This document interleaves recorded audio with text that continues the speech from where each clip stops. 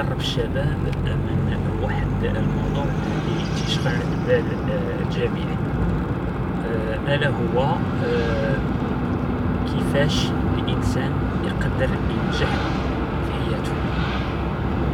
سؤال فلسفي صحيح، لكنه في نفس الوقت سؤال عملي، ومن الممكن تحقيقه ماشي بالضرورة لأنه شي حاجة مستحيل.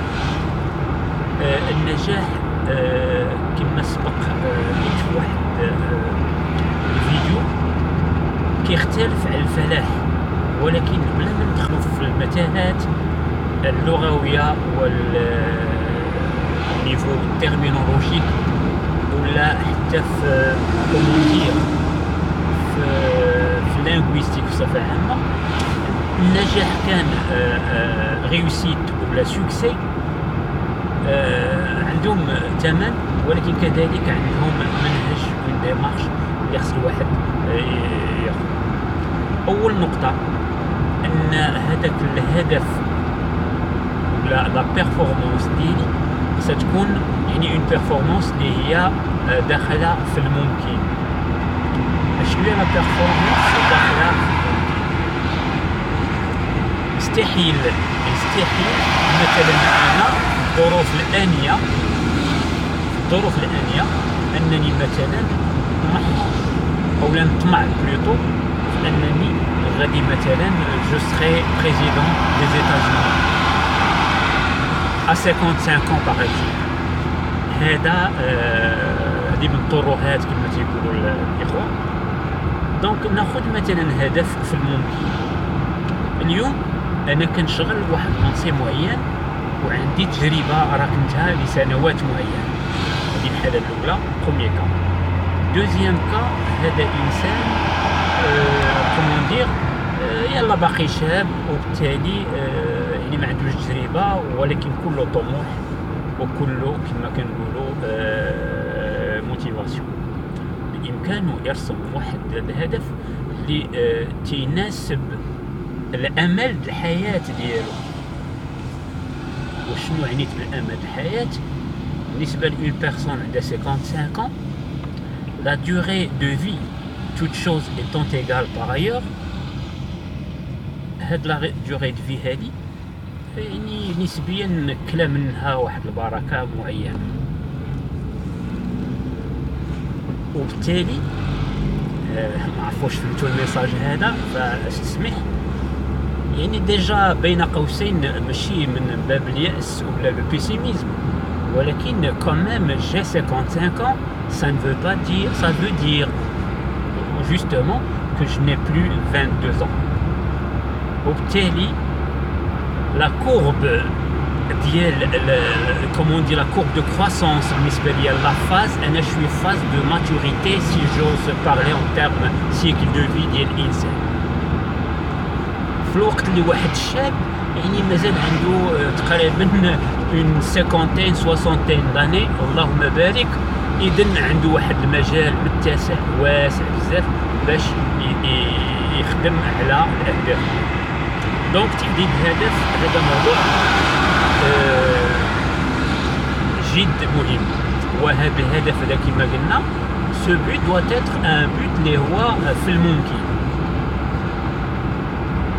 دوزيام شوز خصني ندير واحد تشخيص ديال ما هو أنا فيه وما هو ممكن نولي فيه. جو ميكسبليك.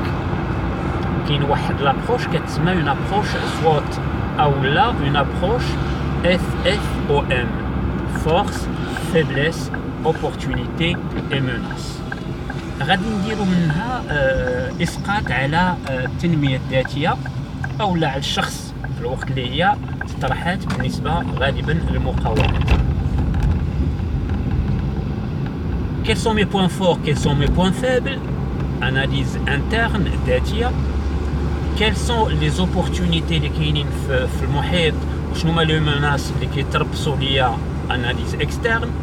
Donc j'aurais fait une approche en termes diagnostic interne ديال الذات et diagnostic externe ديال يعني المحيط. النقطة الثالثة السعي، نسميها السعي، سي لو بلان داكسيون. سكي سور هذا في مجال لي بريفيزيون بصفة عامة أنه لي بريفيزيون ماشي بالضرورة تيتحققوا 100%، يعني كاين واحد الهامش كنسميوه حنا l'écart entre le prévu et le réel, entre les prévisions et la réalisation. هاد l'écart هذا شيء طبيعي انه يقدر يكون موجود، ان écart كاين. وفي هاد الحالة لافونتاج ديال لو فات انني درت هاد لابروش هادي كنكون جي مينيميزي هذاك ليكار لان درتها عن دراسه. دونك خصني ان بلان داكسيون باش نوصل للهدف ديالي. هاد برنامج العمل كذلك سي نو با واحد كومون دي سي با لا بيبل اي انكور موان لو كوران، والله يسمح لي هذا الكلام، مي سي لا فوي دو روت ديالك في المسار ديالك باش توصل للاهداف ديالك. دونك جو دوا me conformer autant que possible la feuille de route, sachant pertinemment que حوايج تقدر تجي من بعد اللي ما كانتش متوقعه، وبالتالي غادي غندمجها سكون ابيل لا بريفو. كاين واحد الهامش، هذاك الهامش غالبا لان سون دي زاليا ديال المحيط هما اللي تيكون سكون ابيل ان كاب او لا باردون ان غاب جي ابي، واحد ليكار توليرابل وعادي بالنسبه للواحد. دونك اون 3 مو، تحديد الاهداف، التشخيص الذاتي و جالي دير الخارجي انترن اكسترن، وفي النقطه الثالثه من بعد ما رسمت الاهداف ديالي وبدات الدياغنوستيك غادي ندير البرنامج ان بلان داكسيون لهذا الهدف. كنشكركم والى حلقه قادمه بحول الله وقوته.